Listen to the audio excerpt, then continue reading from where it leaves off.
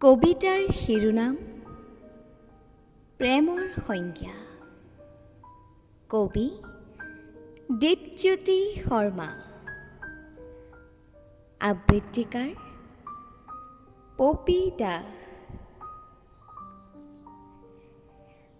দুটি চকুলৈ চালে স্বতঃস্ফুটভাৱে বৃদ্ধি হয় হৃদয়ৰ স্পন্দন।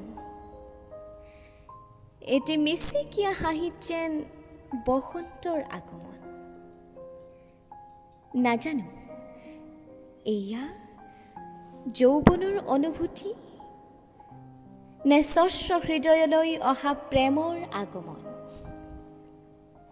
কিন্তু কেতিয়াবা এনে লাগে যেন প্ৰেম মাথো এক মৰীচিকা, যৌৱনত আবিৰ্ভাৱ হোৱা নিকৃষ্ট মানসিকতাৰ এক বহিঃপ্ৰকাশ। নিশ্চয় এয়াই প্ৰেম,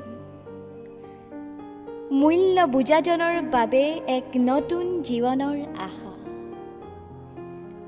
নুবুজাজনৰ বাবে মাথো এক অমানিশা।